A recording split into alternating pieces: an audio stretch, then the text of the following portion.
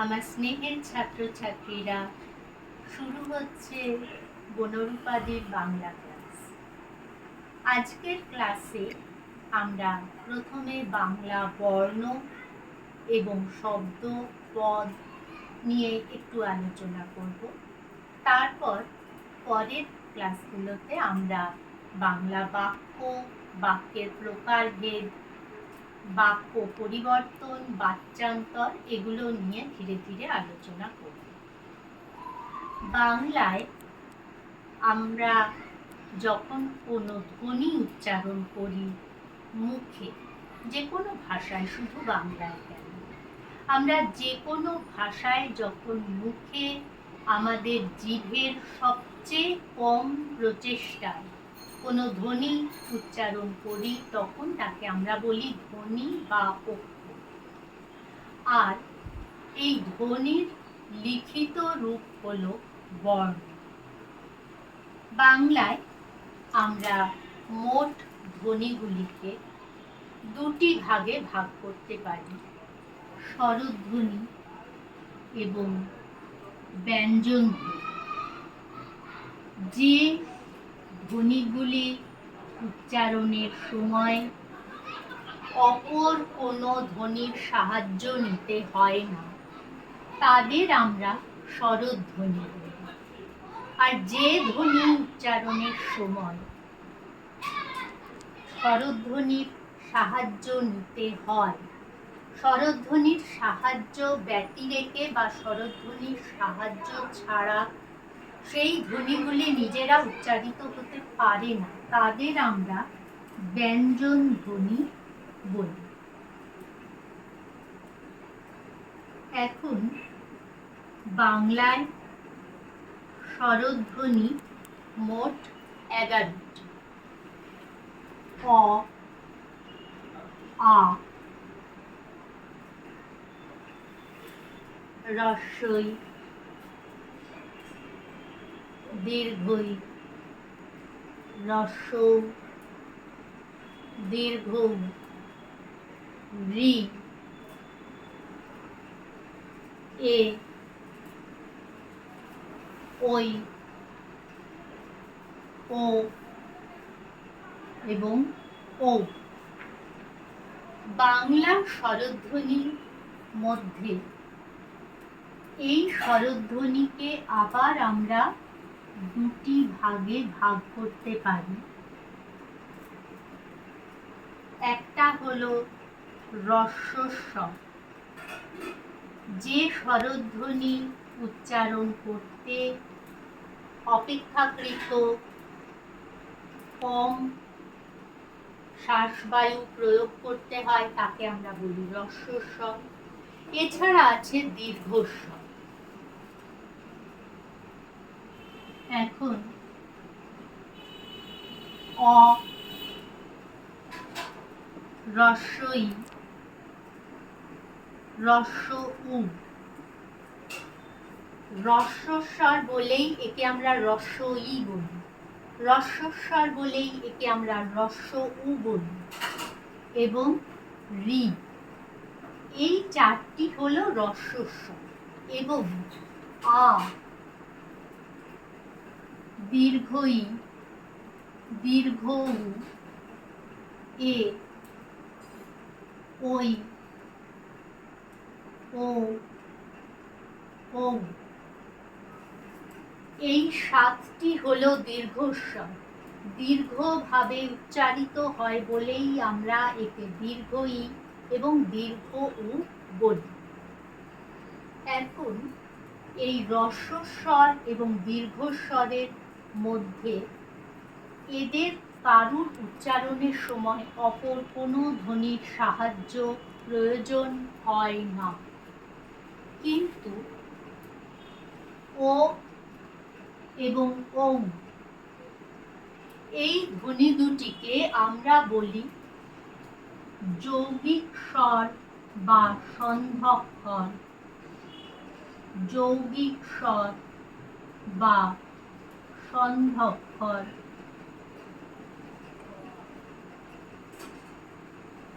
তার কারণ ও, ওই ধ্বনিটির মধ্যে ও ই এই দুটি ধ্বনি মিশে রয়েছে এবং ও ধ্বনিটির মধ্যে ও উ এই দুটি ধ্বনি মিশে রয়েছে। তাই আমরা ওই এবং ঔ এই দুটি ধ্বনিকে যৌগিক স্বর বা সন্ধক্ষর বলে থাকি। এখন ব্যঞ্জন ধ্বনি বাংলা ভাষায় 36টি। ব্যঞ্জন ধ্বনি উচ্চারণের সময় আমাদের অবশ্যই স্বরধ্বনির সাহায্য নিতে হবে। তাছাড়া স্বরধ্বনির সাহায্য ব্যতিরেকে বা স্বরধ্বনির সাহায্য ছাড়া ব্যঞ্জন ধ্বনি উচ্চারিত হয় না। এখন অ, আ, রস্বই দীর্ঘই, রস্ব দীর্ঘ এই ধ্বনিগুলি যতক্ষণ আমরা মুখে উচ্চারণ করছি ততক্ষণ এরা ধ্বনি বা অক্ষর, কিন্তু যখনই আমি এদের লিখছি তখন এরা হয়ে যাবে বর্ণ। তখন ধ্বনির বা অক্ষরের লিখিত রূপকে বর্ণ বলা হয়। তাই স্বরধ্বনির লিখিত রূপ হলো স্বরবর্ণ। ব্যঞ্জন ধ্বনিরও লিখিত রূপ হবে ব্যঞ্জন বর্ণ। ব্যঞ্জন ধ্বনি মোট 36টি। তার মধ্যে প্রথম 25টিকে বলা হয় স্পর্শ বর্ণ। স্পর্শ বর্ণ বলার উদ্দেশ্য হচ্ছে এই বর্ণগুলি ক থেকে ম প্রথম 25টি বর্ণ উচ্চারণের সময় আমাদের জিভ মুখের ভিতরে কোথাও না কোথাও স্পর্শ করে। আমাদের জিভ এবং শ্বাসযন্ত্র এবং মুখের ভেতরটা, তাকে আমরা মুখবিবর বলি।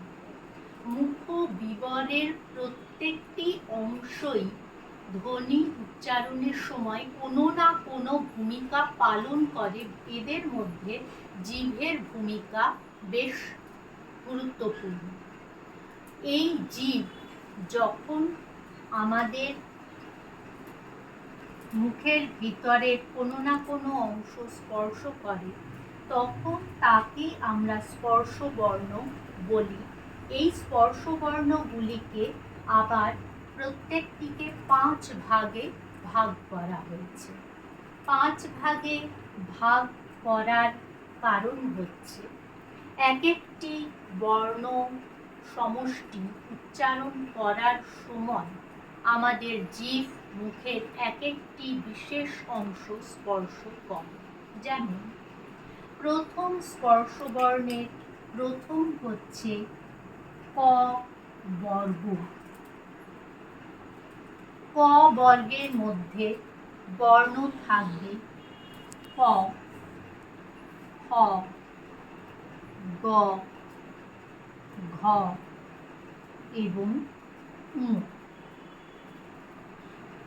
ক, খ, গ, ঘ, উ এদের উচ্চারণ স্থান কণ্ঠ।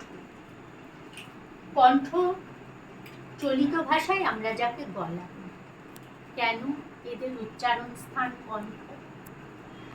তোমরা জানো আমরা মিনিটে 16 থেকে 18 বার শ্বসন বা রেসপিরেশন করি, কিন্তু এই শ্বসন বা রেসপিরেশনের যখন আমরা প্রশ্বাস গ্রহণ করি তখন কিন্তু আমরা কথা বলতে পারি না।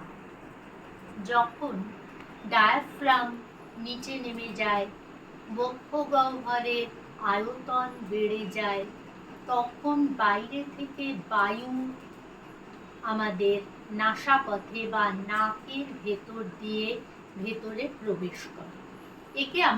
এই প্রক্রিয়াকে বলা হয় প্রশ্বাস গ্রহণ। এবং এই প্রক্রিয়া চলার সময় আমরা কোনো কথা বলতে পারি না। ডায়াফ্রাম বা মধ্যচ্ছদা যখন আবার উপরে উঠে আসে, বক্ষগহ্বরের ভিতরে বায়ুর চাপ বেড়ে যায়, কার্বন ডাই অক্সাইড যুক্ত বায়ু নাসাপথে বের হয়ে আসে, ফুসফুস থেকে নাসাপথে বের হয়ে আসে। তখন নাসাপথে বের হয়ে আসার সময় আমাদের গলার মধ্যস্থ স্বরযন্ত্রর মধ্যে দুটো পর্দা থাকে, স্বরঝিল্লি বলা হয় তাদের, সেই পর্দা দুটিকে কাঁপিয়ে আসে। হাওয়া আসলে যেমন আমাদের ঘরের পর্দা কাঁপে, সেই রকম এই বাইরে বেরিয়ে আসা কার্বন ডাই অক্সাইড যুক্ত বায়ুও বেরিয়ে আসার সময় বাগযন্ত্রের স্বরঝিল্লি দুটিকে কাঁপিয়ে আসে। এই স্বরঝিল্লি দুটিকে যখন কাঁপিয়ে আসে তখন স্বর উৎপন্ন হয়। এই স্বর উৎপন্ন হওয়ার প্রক্রিয়ায় তখন কণ্ঠ থেকে উৎপন্ন হয় ক, খ, গ, ঘ, ঙ। তাই এদের উচ্চারণ স্থান কণ্ঠ এবং আমরা এদের বলবো কণ্ঠবর্ণ। এখানে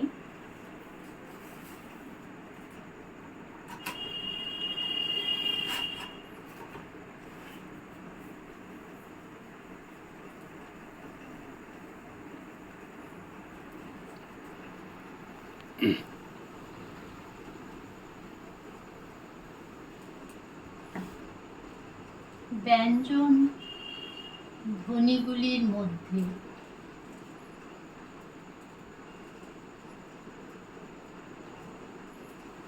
প্রথম 25টিকে আমরা বলবো স্পর্শবর্ণ।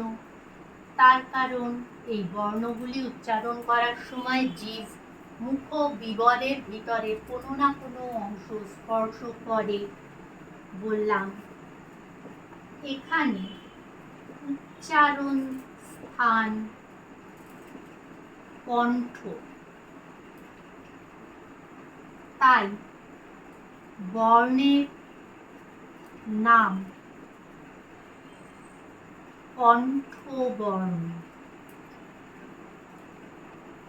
দেখো উচ্চারণ স্থান কণ্ঠ, ক মূর্ধন্য নয় ঠয়, এখানে কিন্তু কোনো জফলা নেই, কিন্তু যখন বর্ণের নাম বলবো তখন কিন্তু কণ্ঠ থেকে উৎপন্ন বর্ণ, সেটা কিন্তু কণ্ঠবর্ণ, ক মূর্ধন্য নয় ঠয় জফলা হবে কণ্ঠবর্ণ। অথবা বর্গের প্রথম অক্ষরের নামানুসারেও এদের বলা হয়, সেই অনুসারে এই বর্ণটির নাম, এই বর্গের নাম ক বর্গ। ক বর্গে কি কি বর্ণ আছে? ক, খ, গ, ঘ, ঙ। পরবর্তী বর্গ হলো চ বর্গ অথবা তালব্য বর্ণ, কারণ এদের উচ্চারণ স্থান তালু। আমাদের সামনের দাঁতের সারির ঠিক পিছনে যে নরম উত্তল অংশ থাকে খিলানের মতো, সেই অংশকে বলা হয় তালু। জিভের ডগা তালুতে স্পর্শ করে উচ্চারিত হয় চ, ছ, বর্গীয় জ, ঝ, ইয়। তাই জন্যে এদের নাম তালব্য বর্ণ। অথবা বর্গের প্রথম বর্ণের নামানুসারে চ বর্ণ। এরপরে আমাদের মুখবিবরের সব থেকে যে উত্তল অংশটা খিলানের মধ্যে, সেই অংশটার নাম হলো মূর্ধা। তাই এই অংশে স্পর্শ করে যে বর্ণগুলি উচ্চারিত হয় তাদের নাম মূর্ধন্য বর্ণ অথবা প্রথম বর্ণের নামানুসারে ট বর্গ। এই ট বর্গে আছে ট, ঠ, ড, ঢ, মূর্ধন্য ন। মূর্ধায় উচ্চারিত ন বলে আমরা একে মূর্ধন্য ন বলি। এরপরে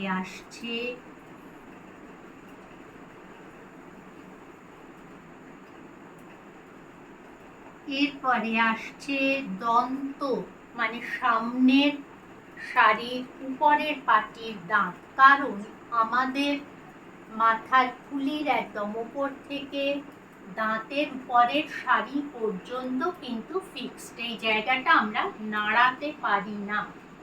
আমরা নাড়াতে পারি শুধুমাত্র নিচের চোখটা, এবং আমাদের জিভ এসে স্পর্শ করে উপরের দাঁতের পাটির সামনে পিছনের অংশ। উপরের দাঁতের যে পাটি তার পিছনের অংশে জিভ স্পর্শ করলে উচ্চারিত হয় ত, হ, দ, ধ, দন্ত ন। এই বর্ণগুলির উচ্চারণ স্থান দন্ত বলে আমরা এদের বলি দন্ত বর্ণ, অথবা বর্গের প্রথম বর্ণের নামানুসারে ত বর্গ।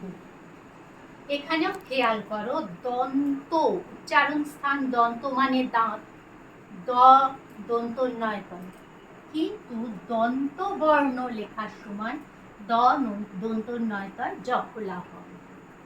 এরপরে আসছে ওষ্ঠ বর্ণ।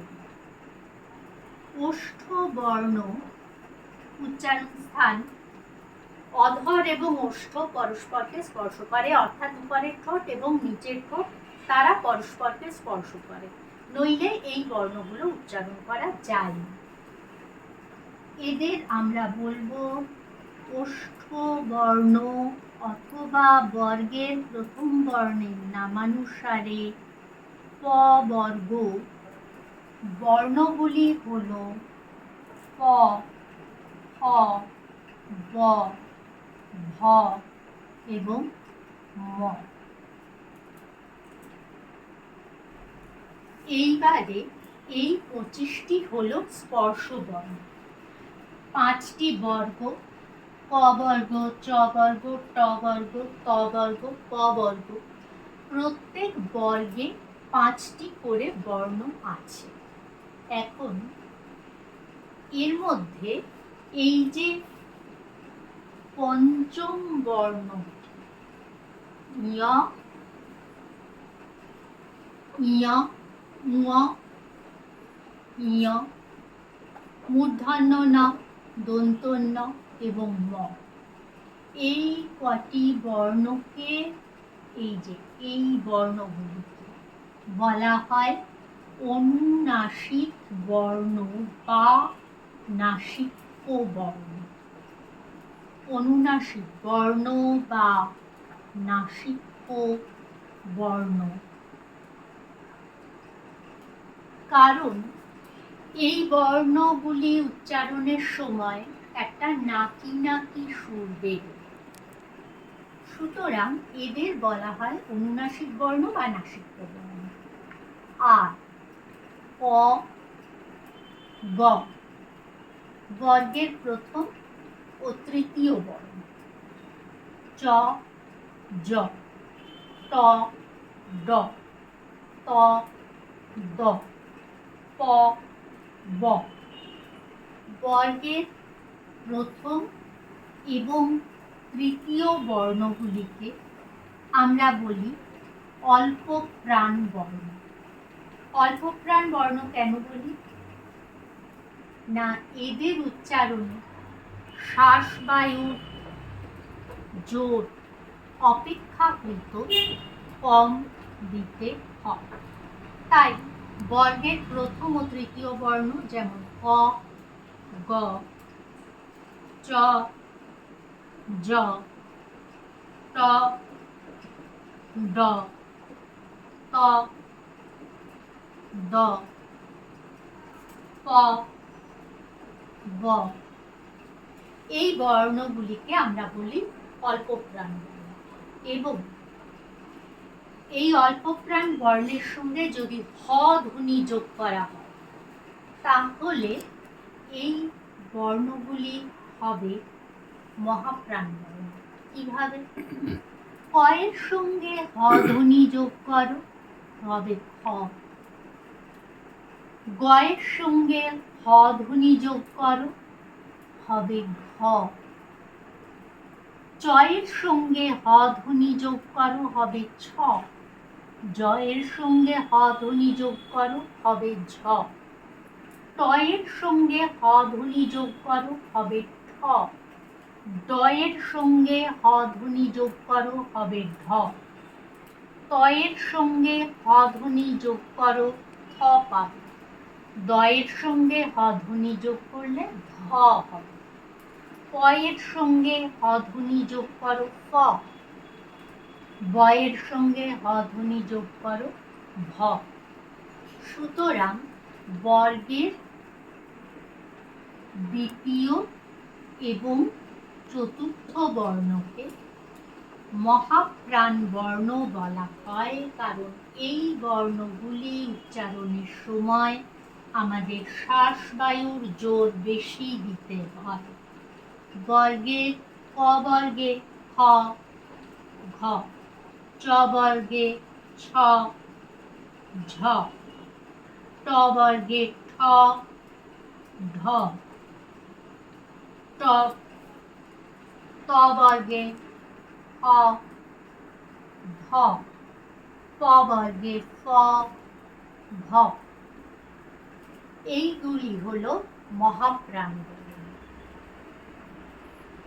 এরপরে স্পর্শ বর্ণ তো হয়ে গেল। স্পর্শ বর্ণের পরে আসবে অন্তঃস্থ বর্ণ। অন্তঃস্থ বর্ণ যখন বলবো তখন সেই বর্ণগুলিকে কেন অন্তঃস্থ বর্ণ বলা হয়? এই বর্ণগুলিকে অন্তঃস্থ বর্ণ বলা হয় তার কারণ হচ্ছে এই বর্ণগুলি স্পর্শ বর্ণ এবং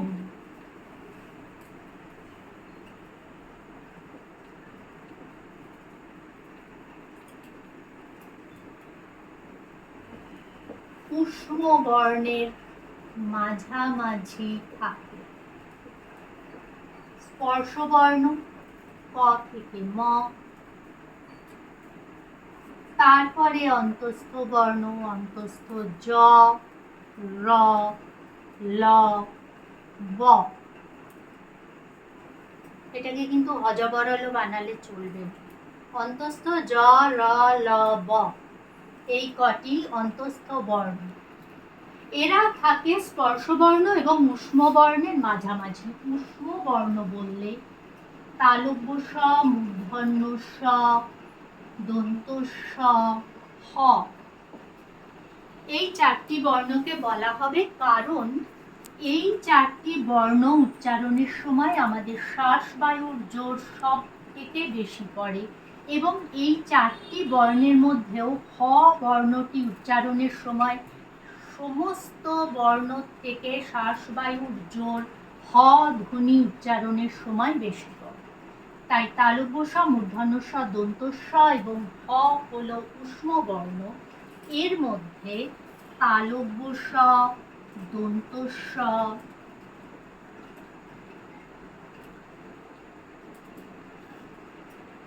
তালব্য স, মূর্ধন্য স এবং দন্ত সকে শীষ ধ্বনি বলা হয়, কারণ এই বর্ণগুলি উচ্চারণের সময় শীষ দেওয়ার মতো একটা আওয়াজ। এরপরে আসছে বাংলার নিজস্ব বর্ণ। বাংলার নিজস্ব বর্ণ বলতে ডয় শূন্য র, ঢয়ে শূন্য র, অন্তঃস্থ অ এবং খণ্ডস্থ বাংলার নিজস্ব বর্ণ।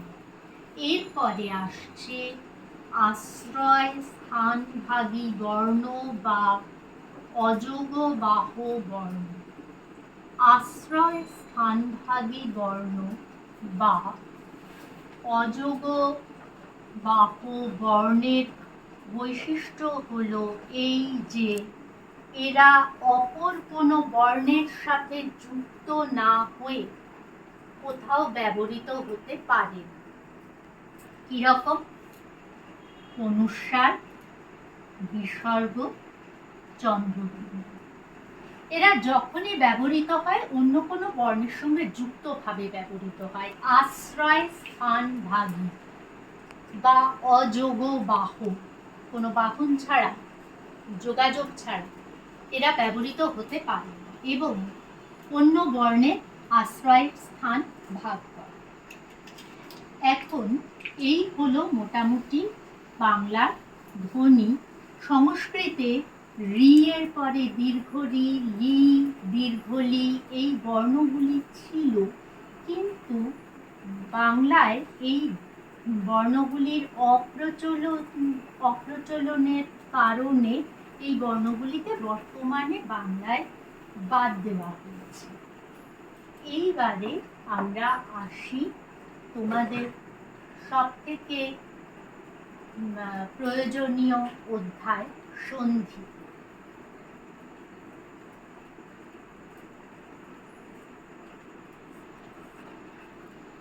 সন্ধি বলতে গেলে আমরা বলবো সন্ধি কথাটির অর্থ তাহলে প্রথমে কি? সন্ধি কথাটির অর্থ হলো ধ্বনির সঙ্গে ধ্বনির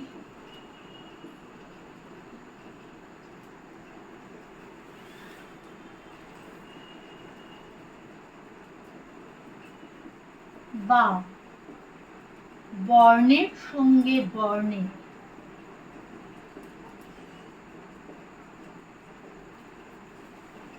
মিলনকে সন্ধি বলা হয়।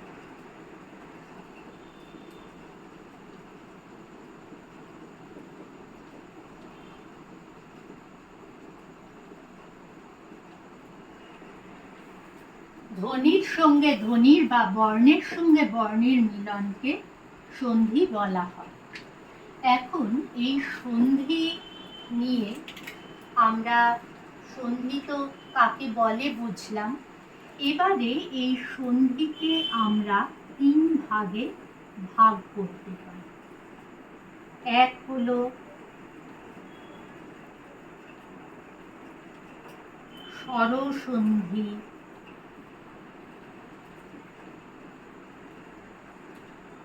দ্বিতীয়ত ব্যঞ্জন সন্ধি,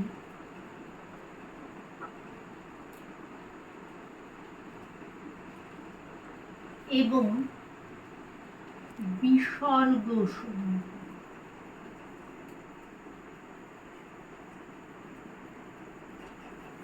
স্বরসন্ধি, ব্যঞ্জন সন্ধি, বিসর্গ সন্ধি।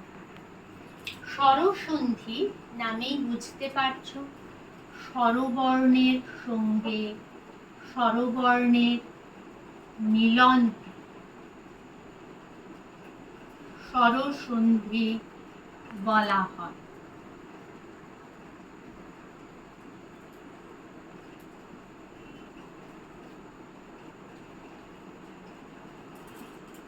ব্যঞ্জন সন্ধির ক্ষেত্রটা কিন্তু একটু আলাদা। ব্যঞ্জন সন্ধির ক্ষেত্রে আমরা ব্যঞ্জন বর্ণের সঙ্গে স্বরবর্ণের মিলনকেও ব্যঞ্জন সন্ধি বলবো, অথবা স্বরবর্ণের সঙ্গে ব্যঞ্জন বর্ণের মিলনকেও স্বরসন্ধি বলবো, ব্যঞ্জন সন্ধি বলবো। ব্যঞ্জন সন্ধির ক্ষেত্রে ব্যঞ্জন বর্ণের সঙ্গে স্বরবর্ণের মিলন বা স্বরবর্ণের সঙ্গে ব্যঞ্জন বর্ণের মিলন দুটি ব্যঞ্জন সন্ধির অন্তর্গত। আর বিসর্গ সন্ধির বৈশিষ্ট্য হচ্ছে এখানে পূর্বপদের শেষ বর্ণটি অবশ্যই বিসর্গ হবে, তারপরের বর্ণটি যায়। তাহলে এই যে বললাম পূর্বপদ, তাহলে এই পূর্বপদ আমরা কাকে বলি? দেখো, সন্ধির ক্ষেত্রে একটি বর্ণ যথেষ্ট নয়, একাধিক বর্ণের মধ্যেই সন্ধিটা হবে, এটা তো অবশ্যই। তাহলে একটি শব্দ আগে বসবে, তাকে আমরা পূর্ব শব্দ বলি, তার শেষ বর্ণ যোগ পর শব্দ, যে শব্দটি পরে বসছে, তাকে আমরা বোঝবার সুবিধের জন্য পরবর্তী শব্দ আঁকি। পরবর্তী শব্দটির প্রথম বর্ণ।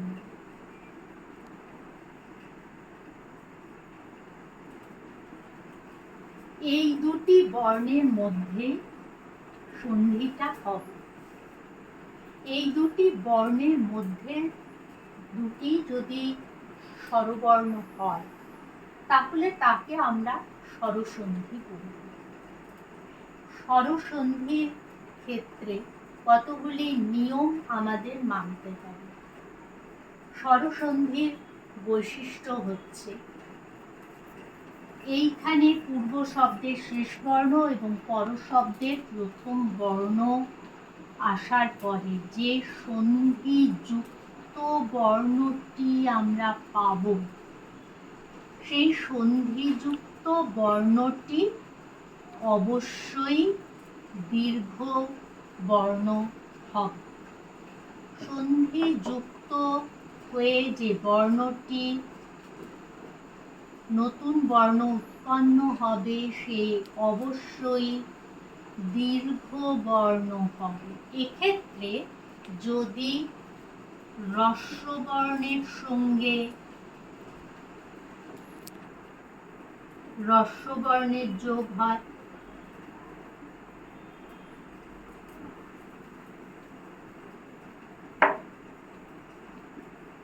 সন্ধিযুক্ত বর্ণটি দীর্ঘ বর্ণ হয়। যদি হ্রস্ব বর্ণের সঙ্গে দীর্ঘ বর্ণের যোগ হয়, সন্ধিযুক্ত বর্ণটি দীর্ঘ বর্ণ হয়। যদি দীর্ঘ বর্ণের সঙ্গে হ্রস্ব বর্ণ যোগ হয়, সন্ধিযুক্ত বর্ণটি দীর্ঘ বর্ণ হবে। আর যদি দীর্ঘ বর্ণের সঙ্গে দীর্ঘ বর্ণ যুক্ত হয়, তাহলে সন্ধিযুক্ত বর্ণটি দীর্ঘ বর্ণ হবে। অর্থাৎ সন্ধিযুক্ত বর্ণটি সব ক্ষেত্রেই দীর্ঘ বর্ণ হবে। এবং আরেকটি বৈশিষ্ট্য হলো, সব ক্ষেত্রেই সন্ধিযুক্ত বর্ণটি পূর্ববর্তী বর্ণে যুক্ত হবে, কখনোই পরবর্ণে যাবে না। এই দুটো হলো স্বরসন্ধির বৈশিষ্ট্য।